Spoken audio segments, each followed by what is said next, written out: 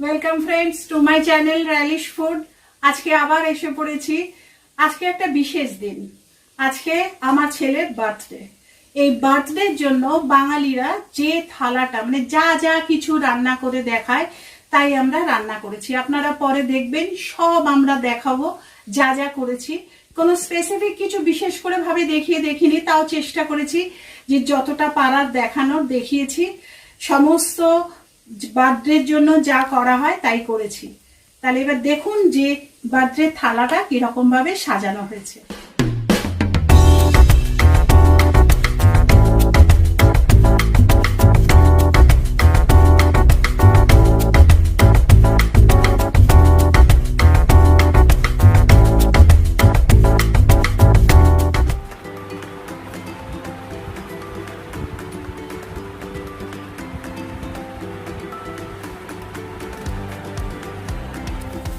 পায়েস করব জন্মদিনে, তাই কড়াই বসিয়ে দিয়েছি। কড়াইয়ের মধ্যে দুধটা ঢেলে দিচ্ছি। আমি এখানে 4 লিটার দুধের পায়েস করব। দুধটা পুরো বসিয়ে দিয়েছি কেটে, দেখতেই পাচ্ছেন 4 লিটার দুধ এখানে।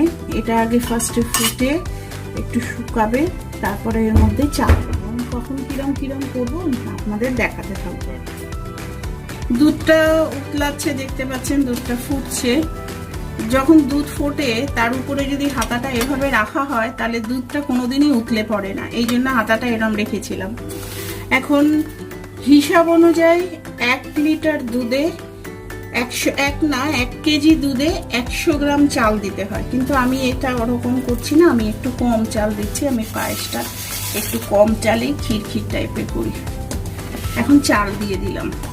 আমি পায়েসে চাল ছাড়াটা দেখিয়েছিলাম। এখন দেখুন চালটা এরকম কন্ডিশনে এসছে, এরকম ভাবে এসেছে। এখন আমি চিনি দেব। চিনি দিলে চালটা আর সিদ্ধ হবে না। এখন তো গুড় নেই, তাই চিনি দিলাম। যেহেতু পায়েসটা আমি আজকে ঠাকুরকে ভোগ দেবো, কেন আমার ছেলের জন্মদিন, সেই হিসেবে পায়েস করছি, ঠাকুরকে ভোগ দেব, তাই সেই কোনো রকম চেখে দেখার ব্যাপার নেই, আন্দাজে যা পারলাম তাই দিলাম। নর্মালি পায়েস করলে আপনারা বারবার চেখে দেখে মিষ্টিটা দিতে পারবেন। তাহলে দেখুন পায়েসটা, আমি এখন পায়েসটা নামিয়ে দিয়েছি। পায়েসটা এখন ঢেকে রেখে দেব। এটা প্রায় 1.5 ঘন্টা সময় নিয়েছে পায়েসটা হতে, দেখা যাচ্ছে। ব্যাস, পায়েস শেষ। আচ্ছা, তাহলে জন্মদিনে যেহেতু থালার মধ্যে চাটনি দিতে হবে, তো আমি এখানে পাইনাপেল মানে আনারসের চাটনি করব। তাই দেখলাম আমি কি করেছি, আনারসটাকে কেটেছি, কেটে আনারসের যে চোখগুলো থাকে সেগুলোকে ছাড়িয়ে নিয়েছি, দেখা যাচ্ছে। এবার আমি একটু অন্যরকম, নর্মালি লোকে আনারসের ঘষে চাটনি করে, আমি এটাকে কেটে নিচ্ছি। মাঝখানে যে সাদা পোর্শনটা শক্ত আছে ওটাকে কেটে বাদ দিয়ে দেবো। এই টুকরোটাকে এরকম ভাবে করবো, করে এরকম পিস করে কেটে নেব। নিয়ে চাটনিটা কিভাবে করব সেটা আবার দেখাবো। তাহলে দেখুন পুরো আনারসটা কেটে নিয়েছি এরকম ভাবে টুকরো করে। এবার চলুন আমরা যাই কিভাবে এটাকে চাটনি বানাবো সেটা দেখাবো। তাহলে চাটনির জন্য আনারস কাটা দেখিয়েছিলাম। এখন দেখুন কড়াই বসিয়ে দিয়েছি, গ্যাস জ্বালিয়ে দিলাম। শুকনো কড়াইতে কিচ্ছু না দিয়ে শুধু আনারসটা ওই স্লাইস করে মানে ডাইস করে যে কাটা আছে সেটা দিয়ে দিলাম। এর মধ্যে এখন জল দেব।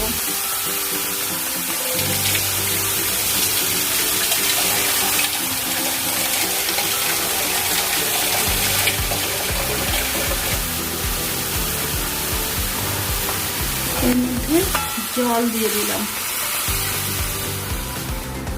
একটুখানি আনারসটা সিদ্ধ হওয়ার পরে একটু নুন দিয়ে দেবো। এখনই সিদ্ধ হওয়ার পরে তারপরে চিনি দেবো। একটু আগে সিদ্ধ হবে, তাহলে একটু অল্প একটু চাটনিতে যেরকম দরকার লাগে সেরকম নুনই একটু এখন দিয়ে দিলাম। দিয়ে একটু ঢাকা দিয়ে দেব।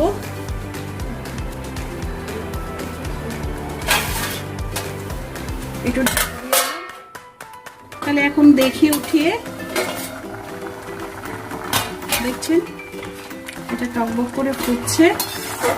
এতে নুন দিয়ে আমি বসিয়ে গেছিলাম, এখন আমি এর মধ্যে চিনি দেব। চিনি দিলাম, টেস্ট করে আবার চিনি দিতে হবে।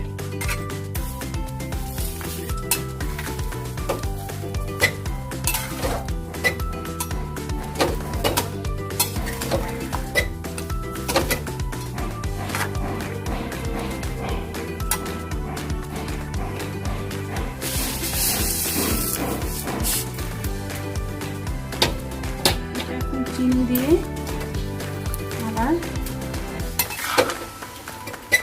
5 মিনিট ফোটাবো। আর একটা কড়াই বসিয়ে দিয়েছি সাইডে, এটা দিয়ে আমি চাটনিতে তড়কা লাগাবো।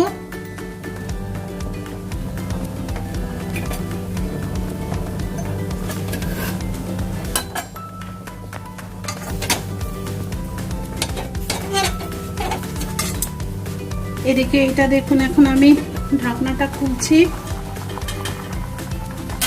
চিনি দিয়ে এটা প্রায় মজে এসেছে। তরকার জন্য আমি শুকনো লঙ্কা আর সর্ষে নিয়েছি।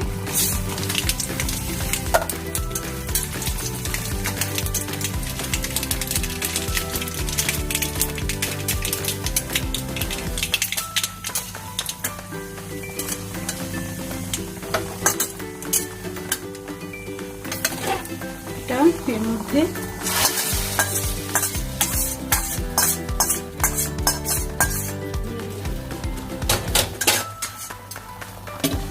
এই কন্ডিশনে আমি একটু কর্নফ্লাওয়ার গুলে রেখেছি,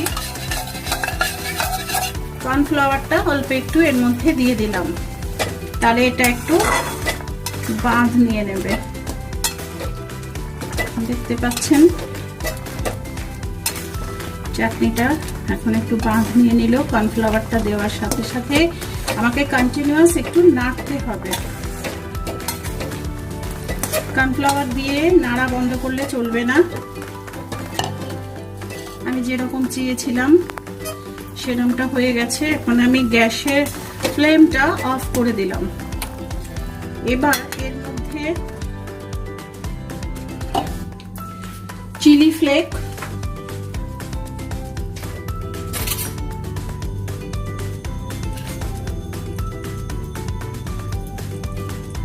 চিলি ফ্লেক দিলাম,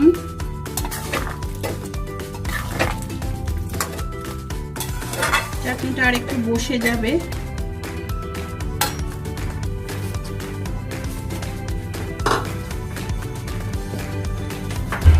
এরপরে আমি মিক্সিতে মৌরি, সাদা জিরে, তেজপাতা আর মেথি ভেজে গুঁড়ো করে রেখেছিলাম, সেই ভাজা মশলাটা এর মধ্যে দিয়ে দিলাম। সুন্দর গন্ধ বেরোচ্ছে।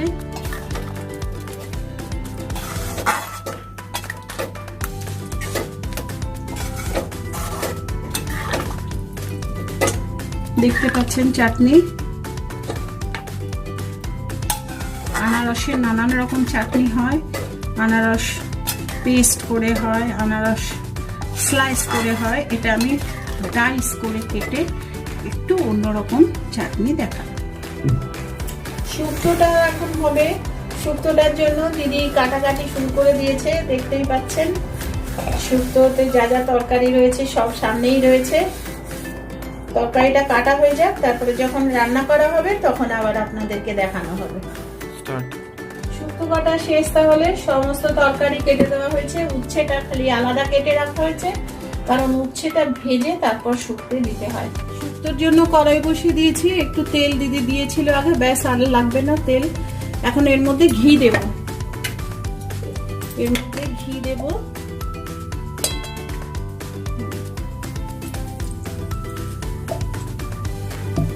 এবারে এটা উচ্ছেটা আগে ভেজে তুলে রাখতে হবে, শুক্তোতে উচ্ছেটা ভেজে তুলে রাখবো।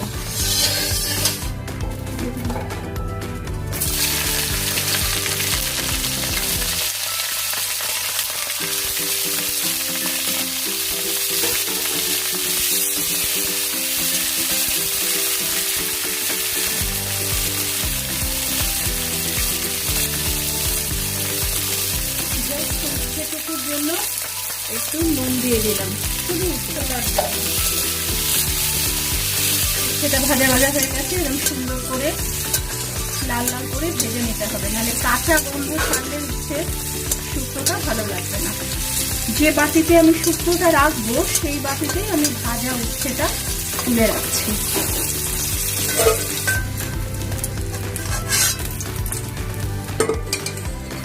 এর মধ্যে এবার বড়ি দেব।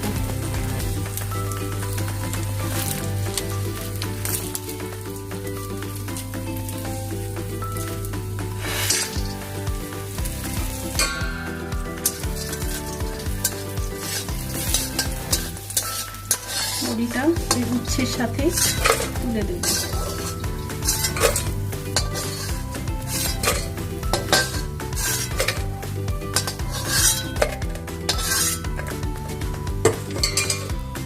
এবার কড়াইতে আর একটু সাদা তেল দিয়ে দিলাম। এর মধ্যে আমি তেজপাতা দিয়ে দিলাম, রাঁধুনি আর 5 ফোড়ন দুটো একসাথে দিলাম, আঁচটা বন্ধ করলাম।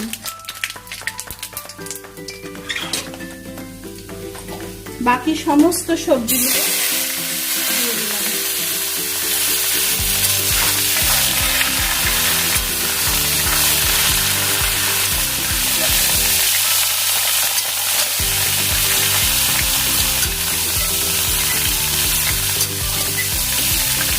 তরকারিগুলো একটু ভাজা ভাজা করবো।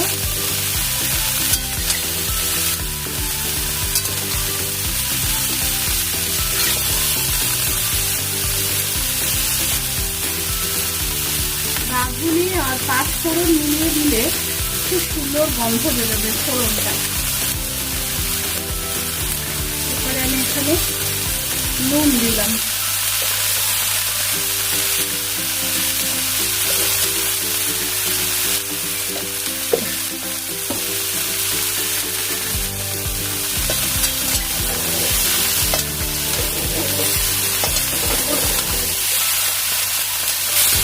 অল্প একটু হলুদ দেবো, শুক্তোটা একটু সাদা সাদা দেখতেই ভালো লাগবে, অল্প একটু হলুদ দেবো।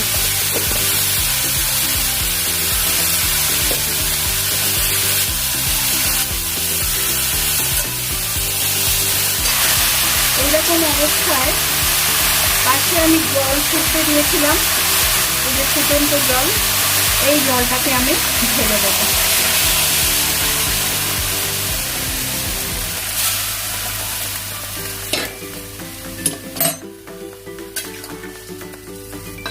এইভাবে শুক্তোটা আগে 5-7 মিনিট সব তরকারিগুলো সিদ্ধ হবে, তারপরে দেখাবো কি কি করছি।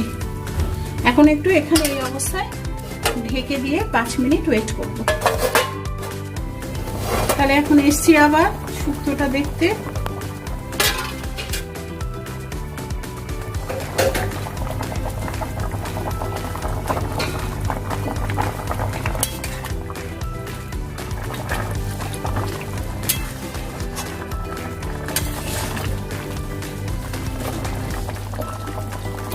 এত তরকারি আছে, এর মধ্যে শুধু আলুটা দেখে নিলেই চলে যাবে আমাদের।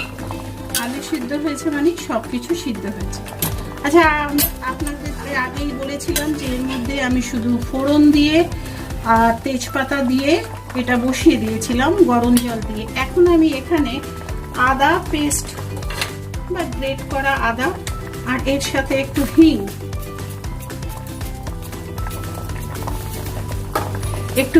আর আদা এখন মেলাচ্ছি।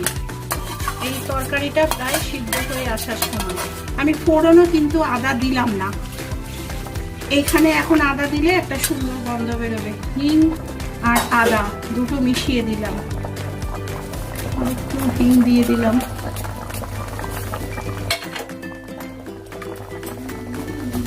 এর মধ্যে এখন দুধ দিচ্ছি। দুধ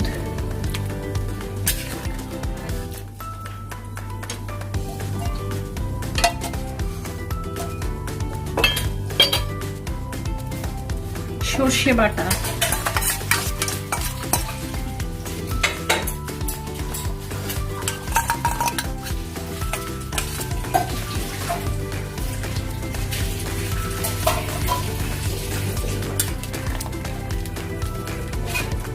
দেখছেন শুক্তোটা ফুটছে। এরকম অবস্থায় আমি যে ভেজে রাখা বড়ি আর উচ্ছে দিয়ে দিলাম এর মধ্যে।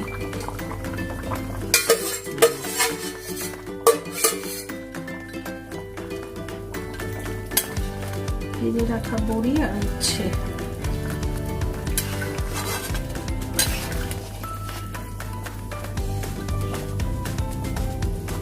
উচ্ছেটা যেহেতু ভেজে নিয়েছিলাম এর জন্য উচ্ছেটা আগে দিলাম না, যাতে তার কাঁচা গন্ধটা না হয়। আমি এতক্ষণে কিন্তু একটুও চিনি দেইনি আমার এই রান্নার মধ্যে। এখন আমি প্রথম একটু চিনি অ্যাড করলাম। বেশি চিনি আমি দেব না, যারা একটু মিষ্টি পছন্দ করেন তারা আর একটু চিনি দিতে পারেন।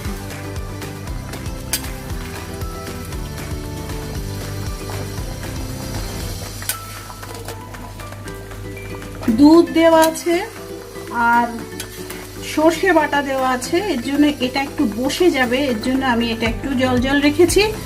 এখন আমার আগুনের কাজ শেষ, আমি ফ্লেমটা অফ করে দিচ্ছি। দিয়ে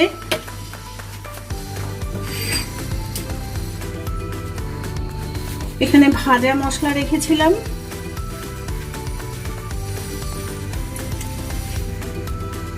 ভাজা মশলা দিয়ে দিলাম।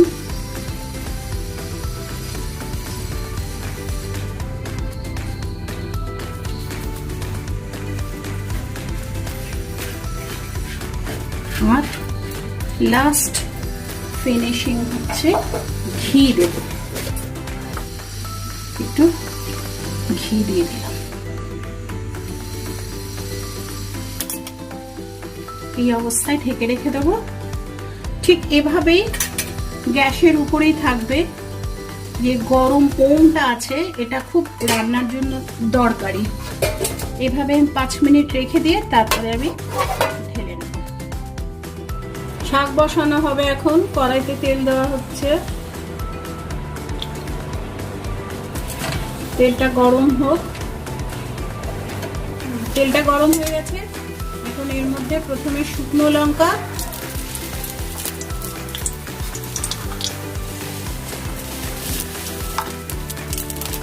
কালো জিরে, শুকনো লঙ্কা কালো জিরে ফোড়ন দেওয়া হবে। এটা নিরামিষ করে শাক ভাজা হবে খালি। শাকটা আগে থেকে ধুয়ে কেটে রাখা ছিল।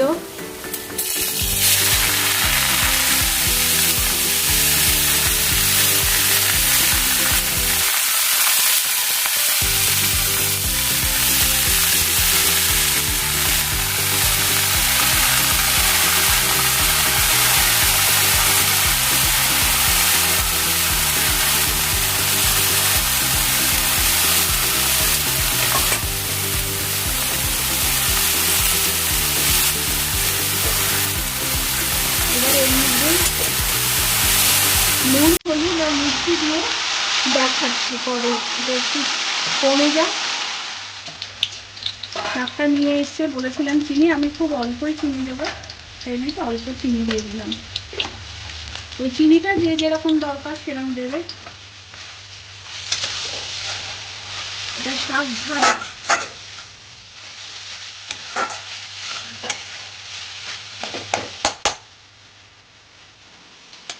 পাশে একটা কড়াইতে একটু বড়ি উপরে ভেজে দেবো। এই বড়িটা আমি এখন এখানে ভাজতে দিয়ে দিলাম।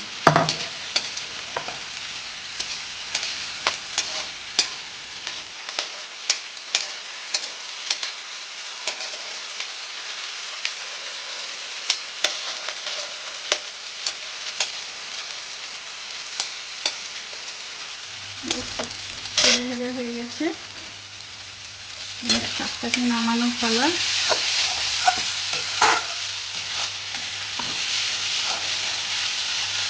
এই অবস্থায় এখানে আমি একটু গ্যাসের ফ্লেমটা অফ করে কাসুন্দ দেবো।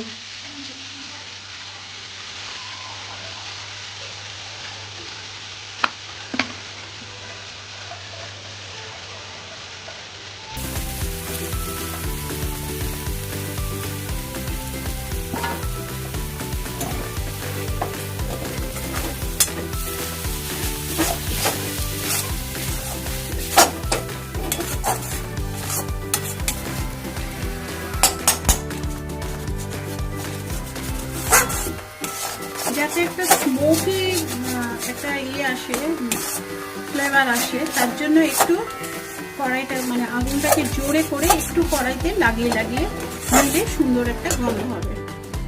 এরপরে এই বাটিটায় আমি নামিয়ে দেখাচ্ছি, দেখাতে অসুবিধা হচ্ছে।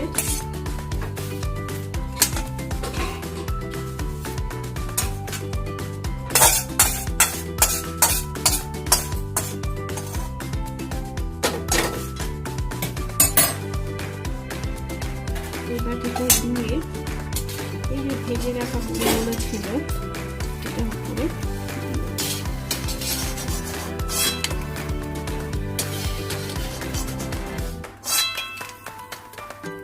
একটু একটু তেলও সাথে নিচ্ছি যাতে বড়ির তেলের গন্ধটা এর মধ্যে আসে।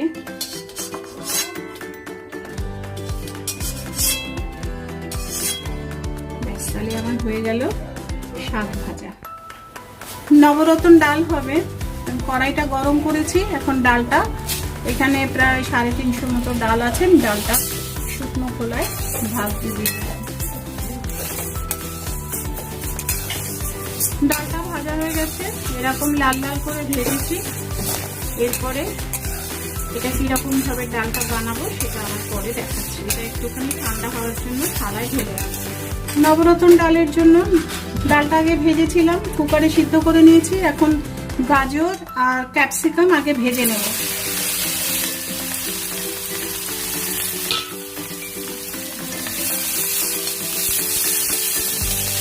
এর মধ্যে মটরশুঁটি দিলেও ভালো হয়, তো এখন মটরশুঁটি দিতে পারলাম না। ভাজাটুকুর জন্য যতটুকু নুন লাগে নুন দেব।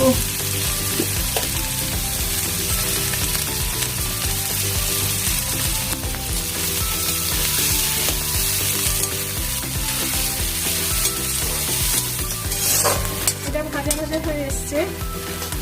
পাশেই আমি ডালটা সিদ্ধ করে রেখেছি, এর মধ্যে এগুলো আমি দিয়ে দিচ্ছি।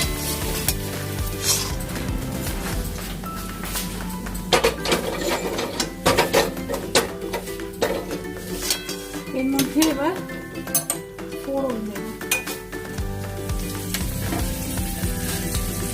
শুকনো লঙ্কা,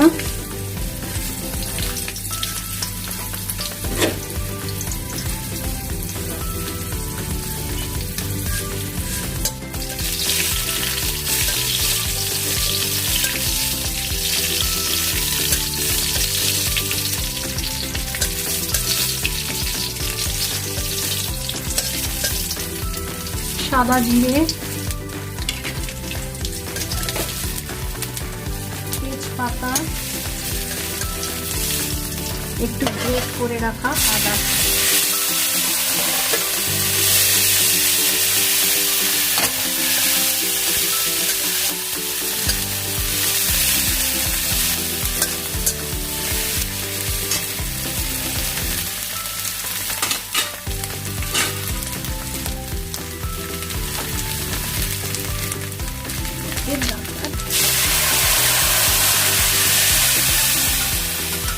অনেক ঠিক আছে, একটু জল দেব।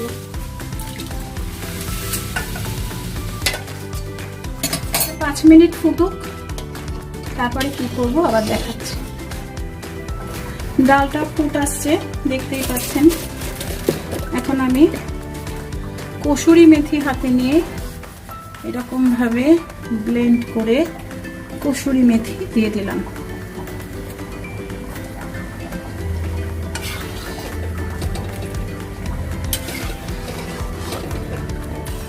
এরপর ঘি দেব, ঘি।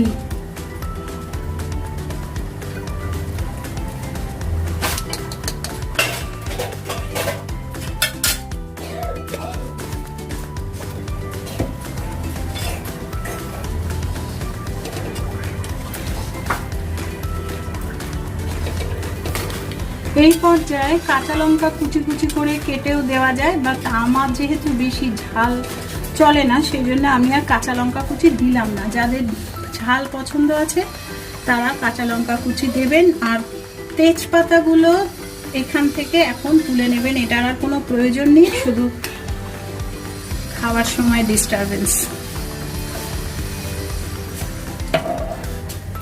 এই অবস্থায় ভাজা মশলার গুঁড়ো মানে মেথি, মৌরি, ধনিয়া, সাদা জিরা, এটা ভেজে শুকনো ভেজে গুঁড়ো করে নিয়েছিলাম, সেটা দিয়ে দিলাম।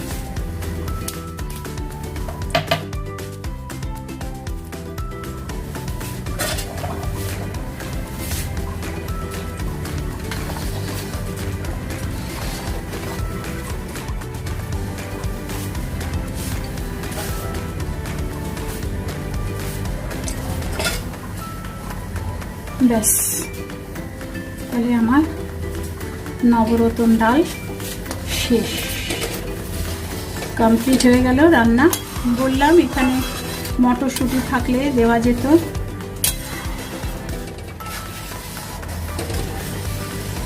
কাজু কিশমিশও দেওয়া যায়, বাট আমার বাড়ির লোকেরা এটা পছন্দ করে না বলে আমি দিলাম না। ডাল শেষ। মাছ ভাজার জন্য তেল গরম হয়ে গেছে, মাছ ভাজা এখন আমরা সেকেন্ড লাস্ট আইটেম দেখাতে চলেছি। মাছটা ভাজা হচ্ছে, কাতলা মাছের কালিয়া করা হবে। মাছটা ভাজা হচ্ছে, ভাজাটা হয়ে যাওয়ার পরে মাছ ভাজা তুলে রেখে এবার কালিয়াটা কেমন করে করা হবে সেটা দেখাবো। কাতলার কালিয়া হবে, তেলটা গরম হয়ে গেছে, এখন এর মধ্যে গ্রেট করা পেঁয়াজটা দিয়ে দেওয়া হলো।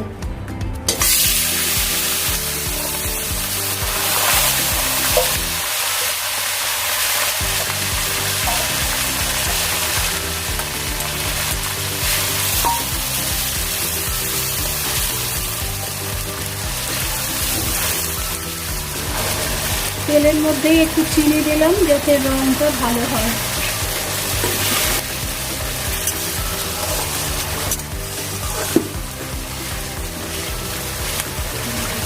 পেঁয়াজটা একটু ভাজা ভাজা হচ্ছে, তার মধ্যে আদা, রসুন আর কাঁচা লঙ্কা, আদা, রসুন, কাঁচা লঙ্কা বাটাটা দিয়ে দিলাম।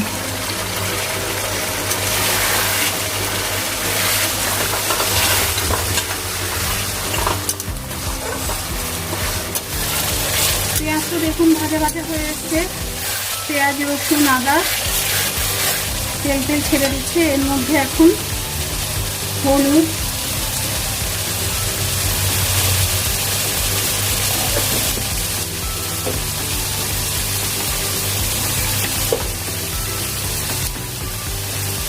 লঙ্কার গুঁড়ো,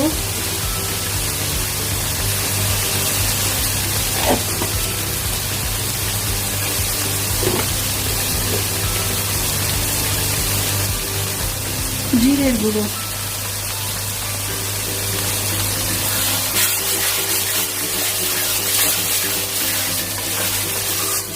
এই অবস্থায় আরেকটু নুন দিলাম। মশলাটা দেখতেই পাচ্ছেন ভাজা ভাজা হয়ে গেছে।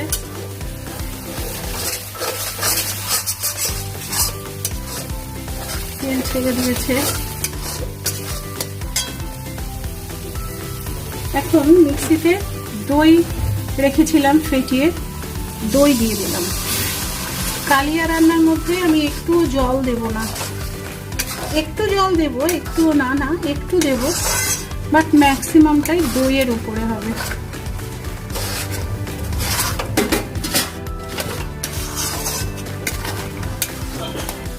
গরম জল বসিয়েছিলাম, এখান থেকে একটু জল মিক্সিতে নিয়ে এর মধ্যে দিয়ে দিলাম।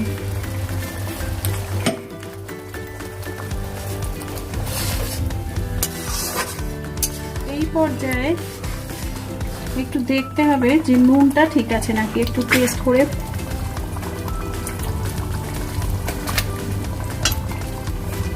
আর একটু নুন লাগবে।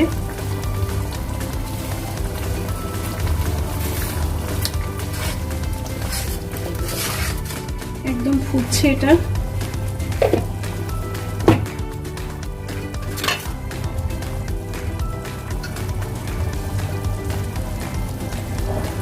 সমস্ত মাছগুলো ভেজে রাখা,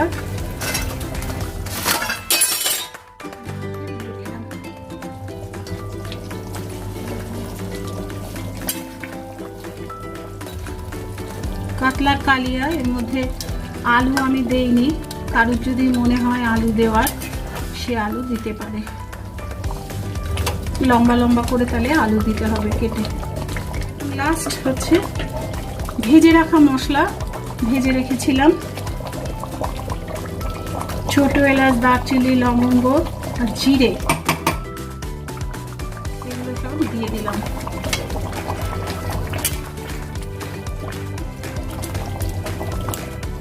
খুব সুন্দর গন্ধ বেরিয়ে গেছে। ইচ্ছে হলে এর উপরে ধনে পাতা কুচিও দেওয়া যায়, বাট আমি দিলাম না।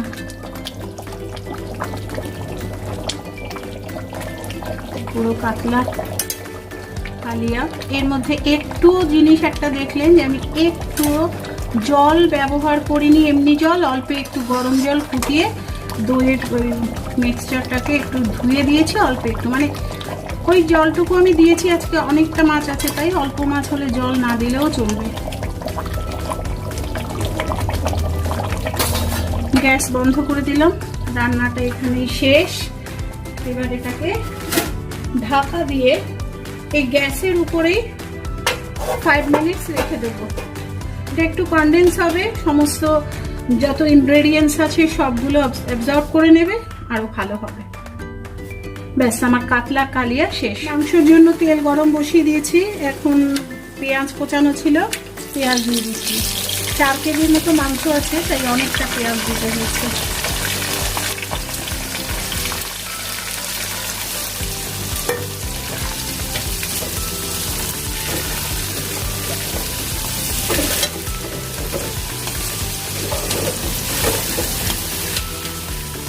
দেখুন পেঁয়াজটা এরকম ভাজা ভাজা হয়ে এসছে, এটা জল ছেড়েছে। এই অবস্থাতে মাংসটা দেব, মাংসটাতে একটু জল দেব না, জল ছাড়া মাংসটা শুধু এরকম ভাবে নেড়ে নেড়ে করবো এই অবস্থায় পেঁয়াজে। আর মাংসটা এখানে রাখা আছে, সিদ্ধ মাংসটাকে ভেজেছি, না সিদ্ধ নয় সরি, মাংসটাকে ভেজেছি। মাংসটাকে ভিনিগার, নুন আর গোলমরিচের গুঁড়ো দিয়ে মাখানো ছিল। তারপরে 7-8টা মাংস করে করে নিয়ে নিয়ে তেলে ভেজে এটা রেখেছিলাম। এখন এটা পুরোটা দিয়ে দেবো এই পেঁয়াজে। একটু রাখলে আস্তে আস্তে এটা মুছবে, মুছে কম হতে থাকবে। দেখিয়েছি কিছুটা মাংস আমি তেলে দিয়ে অর্ধেকটা মতো করে ভেজে যে জলটা বেরিয়েছিল তার মধ্যেই মাংসটা দিয়ে দিলাম।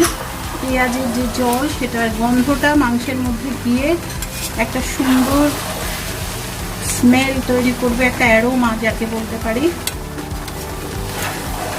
এবার এর মধ্যে আমি কিছুটা কাঁচা পেঁয়াজ, দেখতেই পাচ্ছেন, আর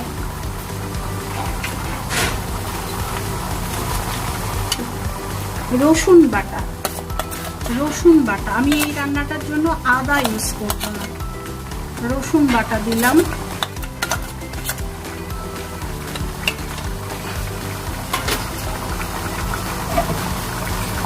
এইটাকে নেড়ে নেড়ে তারপরে রসুন বাটাটা ভালো ভাজা গন্ধটা যখন বেরোবে তখন এর মধ্যে টমেটো দেব। আগেই বলেছি মাংসটা রাঁধতে আমি একটু জল ব্যবহার করব না।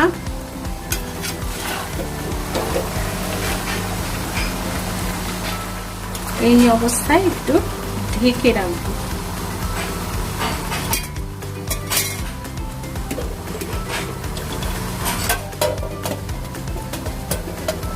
পাঁচ মিনিট পর আবার আসবো। মশলা সমস্ত দিয়েছিলাম, একটু নেড়ে নেড়ে দিয়েছি, এখন শেষ হয়ে গেছে। দেখুন মাংসটা কমপ্লিট। এখন আমি গ্যাসের আঁচ বন্ধ করে দিলাম, এটাকে ঢেকে দিলাম। এটা আমার কমপ্লিট হয়ে গেছে।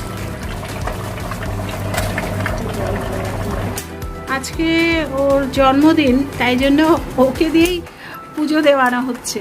পুজো দিচ্ছে, এখন আরতি করবে।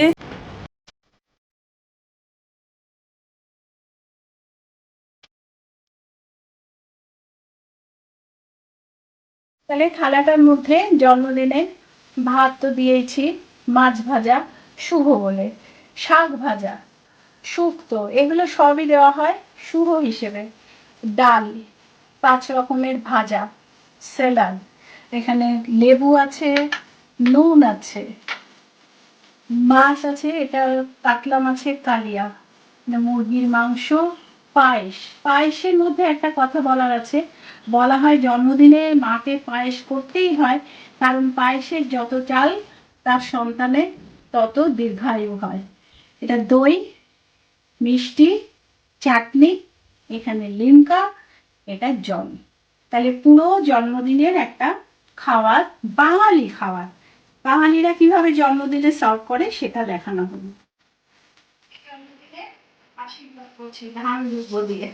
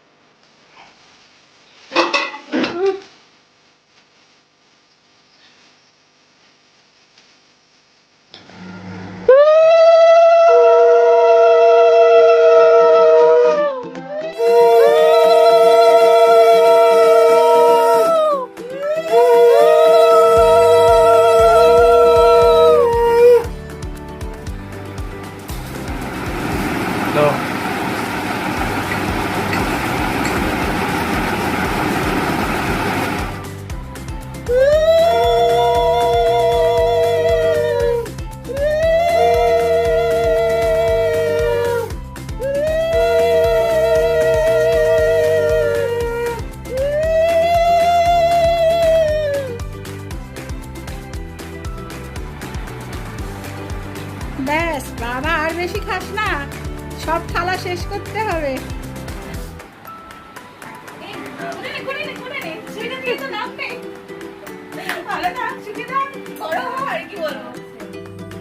তাহলে ফ্রেন্ডস, আমরা এসে পড়েছি আবার লাস্টে আসল কথায়।